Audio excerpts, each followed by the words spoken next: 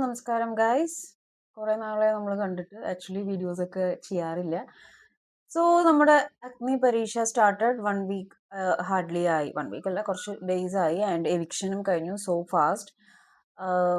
Normally straight big ബോസിലോട്ടാണ് പോകാറുള്ളത്. നമുക്ക് എല്ലാവർക്കും അറിയാവുന്ന ഒരു കാര്യമാണ്. ഞാൻ എന്നാലും ഒരു ഇൻട്രോ എന്നുള്ള രീതിയിലാണ് ഇതെല്ലാം എക്സ്പ്ലെയിൻ ചെയ്യുന്നത്. നമ്മുടെ തെലുങ്കിലും തമിഴിലൊക്കെ ഈ സംഭവങ്ങൾ ഉണ്ടായിരുന്നു. അഗ്നി പരീക്ഷ, അതായത് കോമണേഴ്സിനെ എടുത്തിട്ട് കോമണേഴ്സിൽ നിന്നും സെലിബ്രിറ്റി ലെവലോട്ട് ആവുന്ന രീതിയിൽ സാധാരണക്കാരിൽ നിന്നും ഒരു അപ്ഗ്രേഡഡ് വേർഷൻ എന്നുള്ള ഒരു കോൺസെപ്റ്റ് ആണ് ഇപ്പോൾ ഉള്ളത്. 40 പേരെ കൊണ്ടുവന്നു. അതിൽ 20 പേരെ ആദ്യം എടുത്തു, എഗെയിൻ 20 പേരെ എടുത്തു. അതിൽ നിന്ന് പിന്നെ ഇപ്പോൾ 4 പേര് എവിക്റ്റഡ് ആയി.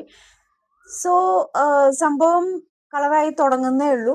ഇപ്പോൾ ഒരു പ്രത്യേക സിറ്റുവേഷനിൽ ആരാ എന്താ ഏതാണെന്നൊന്നും നമുക്ക് പറയാൻ പറ്റത്തില്ല. പക്ഷേ എന്നാലും ആ ഫോട്ടോഷിക്കാരൻ, പിന്നെ പൂജ, 2 പൂജയുണ്ട്. അപ്പോൾ ആദ്യം തന്നെ കുറേ ലൈക്ക് സംസാരങ്ങൾ അവിടെ നിന്നും ഇവിടെ നിന്നും എല്ലാം വരുന്നുണ്ട്. അതായത് ഇപ്പോൾ ജഡ്ജസ് ആയിരിക്കുന്നത് മാരാർ, രഞ്ജിനി ആൻഡ് റിയാസ്, ഇവരൊക്കെ തള്ളി പറഞ്ഞതല്ലേ, ദെൻ എന്തിന് ഇവരെ ജഡ്ജായിട്ട് വിളിച്ചിരിക്കുന്നു, എന്തിന് വന്നു എന്നുള്ള ചോദ്യങ്ങൾ കാര്യങ്ങളുണ്ട്. റനീഷയാണ് ഹോസ്റ്റ്. ആൻഡ് ഭയങ്കര കാഷ്വൽ ആയിട്ടാണ് റനീഷ സംസാരിക്കുന്നത്. ലൈക്ക് ഒരു എടാബോധ ബന്ധം പോലെ, ലൈക്ക് ഭയങ്കര ഒരു നമ്മുടെ വീട്ടിലൊക്കെ സംസാരിക്കുന്ന പോലെ ഒരു രീതിയിൽ ഭയങ്കര കൂൾ ആൻഡ് കാം ആയിട്ട് ഭയങ്കര ഒരു കാഷ്വൽ ആയിട്ടുള്ള രീതിയിലാണ് സംസാരിക്കുന്നത്. ആൻഡ് നമുക്ക് ടാസ്ക് തന്നത് കീയും ക്ലൂ ആയിട്ടുള്ള സംഭവം. അതിൽ ആദ്യം അവിടെ ഒരു ഹാപ്പനിങ് സംഭവിച്ചത് പൂജയാണ്. കാരണം എന്ന് വെച്ച് കഴിഞ്ഞാൽ കീ ഒരാൾക്ക് കൊടുക്കുന്നു, ആ കീയിൽ നിന്ന് പണി കിട്ടുന്നു. ദെൻ ആ ഒരു സംഭവം അവിടെ റിയാക്ട് ചെയ്യുന്നു. പൂജയാണ് റിയാക്ട് ചെയ്യുന്നത്. ഞാൻ ഈ റിയാക്ട് ചെയ്യുന്നു എന്നുള്ള കാര്യം എടുത്തു പറയാമെന്ന്, അതൊരു സാധാരണക്കാരിൽ നിന്ന് വന്ന ഒരു കുട്ടിയാണ്. എല്ലാവരും അങ്ങനെ തന്നെയാണ്. പക്ഷെ എന്നാലും ആ സമയത്ത് സംസാരിക്കാൻ നമ്മൾ ചിലപ്പോൾ അങ്ങനത്തെ ഒരു സിറ്റുവേഷൻ ഒക്കെ വരുമ്പോൾ എന്താ ചെയ്യാന്ന് വിചാരിച്ച് നമ്മൾ ബിഹേവ് ചെയ്യും. പക്ഷെ ഇയാൾ അവിടെ റിയാക്ട് ചെയ്തു. ആ റിയാക്ട് ചെയ്തതിന്റെ കെയർ ഓഫിൽ തന്നെ ആ കുട്ടി അവിടെ നോട്ട് ചെയ്തു. And the second Pooja again വന്നിട്ട് പറഞ്ഞു കരഞ്ഞതുകൊണ്ടാണ് അവിടെ ഒരു വിഷയം ഉണ്ടായെന്നുള്ളത്. അപ്പോൾ അവിടെ രഞ്ജിനി കയറി സംസാരിച്ചു. ഈ 2 വ്യക്തിത്വങ്ങളാണെങ്കിലും അവിടെ ഓൺ ടൈമിൽ റിയാക്ട് ചെയ്യാൻ കാണിച്ച ഒരു ഗെറ്റ്സ് എന്ന് പറഞ്ഞാൽ ദാറ്റ് വി ഹാവ് ടു അത് ഒരു ഹാറ്റ്സ് ഓഫ് തിങ് ആണ്. കാരണം എന്ന് വെച്ച് കഴിഞ്ഞാൽ അയ്യോ ഞാൻ വന്നിട്ടല്ലേ ഉള്ളൂ, അല്ലെങ്കിൽ ഈ ഒരു കാരണം കൊണ്ട് ബിഗ് ബോസിലോട്ട് കയറാൻ പറ്റാതായാലോ എന്നുള്ള തോട്ടുകൊണ്ടൊക്കെ പല കാര്യങ്ങളും മിണ്ടാതിരിക്കാം. പക്ഷെ അവിടെ സംസാരിച്ചു. പക്ഷെ പൊട്ടലും ചീറ്റലൊക്കെ അവിടെ ഇവിടെ ഒക്കെ നടക്കുന്നുണ്ട്.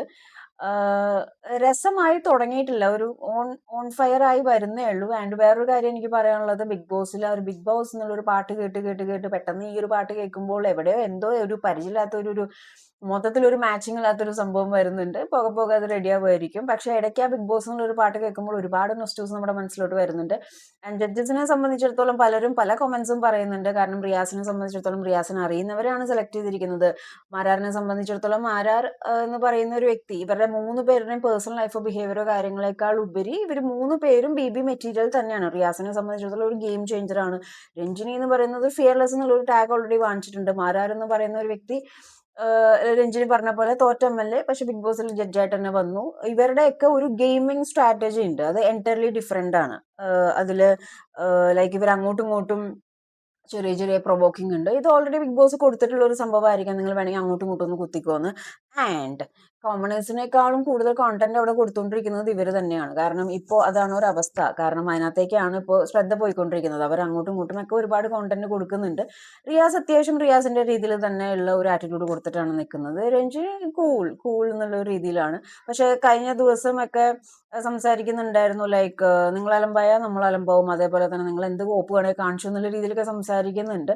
അപ്പോൾ പലർക്കും ചോദ്യമുണ്ട്, ജഡ്ജസ് ഇങ്ങനെയാണോ സംസാരിക്കേണ്ടത്, ഇതാണോ ജഡ്ജസിന്റെ ഒക്കെ ഒരു രീതി എന്നുള്ളത്. എൻഡ് ഓഫ് ദ ഡേ ഇത് ബിഗ് ബോസ് ആണെന്നുള്ളത് എല്ലാവരും ഒന്ന് ഓർക്കുന്നത് നല്ലതാണ്. ആൻഡ് വേറൊരു കാര്യം ഞാനിവിടെ ഓർമ്മിപ്പിക്കാൻ വന്നതെന്ന് വെച്ച് കഴിഞ്ഞാൽ എല്ലാവരും ഒരുപാട് ആഗ്രഹങ്ങളോടുകൂടി വന്നിരിക്കുന്ന വ്യക്തിത്വങ്ങളാണ്. അപ്പോൾ ലൈക്ക് എന്താ പറയുക, പലർക്കും പല സ്റ്റോറീസും കാര്യങ്ങളും ഉണ്ട്. അവരുടേതായ ഇൻഡെപ്ത് സ്റ്റോറീസ് ഉണ്ടെന്നുള്ള കാര്യം ചെറിയൊരു ഔട്ട്ലൈനിൽ കൂടെ തന്നെ നമുക്ക് മനസ്സിലായിട്ടുണ്ട്. ആൻഡ് ഇതിൽ ഈ പറയുന്ന ലൈക്ക് പാർഷ്യാലിറ്റി കാണിക്കുന്നു, അല്ലെങ്കിൽ ഹാർഡായിട്ട് സംസാരിക്കുന്നു, അല്ലെങ്കിൽ ഇവരെ എന്തിനെടുത്തു, money matter, end of the day പൈസ എല്ലാവർക്കും നിർബന്ധം തന്നെയാണ്. പിന്നെ ഇവര് 3 പേരും ബിഗ് ബോസും തമ്മിലുള്ള ഒരു കോംബോ, ഒരു ഒരു എൻഡ് ഓഫ് ദി ഡേ ഞാൻ പറയുന്നത് എന്താന്ന് വെച്ച് കഴിഞ്ഞാൽ ബിഗ് ബോസിന് എന്തും പോവും. അവിടെ ഒരു ബിസിനസ്സാണ്. ഇപ്പോൾ മാരാര് പറഞ്ഞു ലുലു മാളിൽ പോയിട്ട് തുണി അഴിച്ച് നിൽക്കുന്ന അങ്ങനെ ഒരു വർത്താനം പറഞ്ഞു. റിയാസും റിയാക്ട് ചെയ്തിട്ടുണ്ട്. അപ്പോൾ അവർ അങ്ങോട്ട് ബിഗ് ബോസിനെ പറ്റി കുറ്റം പറഞ്ഞിട്ടും ഈ എന്താ പറയാ കടിച്ച പാമ്പിനെ കൊണ്ട് തന്നെ വിഷയിറക്കിക്കുക എന്ന് പറഞ്ഞ പോലെ തന്നെ അവിടെ പിടിച്ചെടുത്തിട്ട് അവരെ കൊണ്ട് അത് ചെയ്യിപ്പിക്കുമ്പോൾ negative or positive whatever it is big boss big boss big boss എന്ന് പറഞ്ഞൊരു സാധനം വരും. That's what we call corporate marketing. Like എന്താണെങ്കിലും ആ TRP റേറ്റ് കൂട്ടിയാൽ മതി. അവിടെ എന്താണ് ഏതാണ് ആരാണ് എങ്ങനെയെന്നൊരു വിഷയമില്ല. എഗൻസ്റ്റ് ആയിട്ട് പറഞ്ഞവരെ തന്നെ കൊണ്ടിരുത്തിട്ട് ഇത് ബിഗ് ബോസ് ഷോ ആണ് ഇവിടെ ഇങ്ങനെയാണെന്ന് പറയിപ്പിക്കുന്നുണ്ടെങ്കിൽ അതിൽ ആരായിരിക്കും BB മെറ്റീരിയൽ അവരാണെങ്കിൽ പോലും ഇതിൽ ഏറ്റവും വലിയ മൂത്താപ്പ എന്ന് പറയുന്നത് BB ക്രിയേറ്റേഴ്സ് തന്നെയാണ്. ആൻഡ് എവിക്ഷന്റെ കേസിൽ പലരും പറയുന്നുണ്ട് അത് അവിടെ സി ഗ്രൂപ്പ് സി ടീം സിയിലെ 4 പേരാണ് എവിക്റ്റ് ആയത്. അതിലവിടെ പാർഷ്യാലിറ്റി കാണിച്ചു എന്നെല്ലാം പറയുന്നുണ്ട്. സോ ആൻഡ് സ്ക്രിപ്റ്റഡ് ആണെന്നും പറയുന്നുണ്ട്. Scripted in the sense like task wise അവിടെ എല്ലാം സ്ക്രിപ്റ്റഡ് ആണ് ഗൈസ്. ആൻഡ് അല്ലാതെ ഇത് ഇങ്ങനെ ചെയ്യണം ഇങ്ങനെ പറയണം എന്നുള്ള രീതിയിലല്ല. അവിടെ എങ്ങനെ കളിച്ചു കഴിഞ്ഞാലും എങ്ങനെ ഇതായി കഴിഞ്ഞാലും ഒരു അഗ്നി പരീക്ഷ എന്നുള്ള ഒരു നെയിം ടാഗ് ഉള്ളതുകൊണ്ട് തന്നെ അത് കടക്കുക എന്ന് പറഞ്ഞാൽ അത് ചെറിയൊരു കാര്യമല്ല.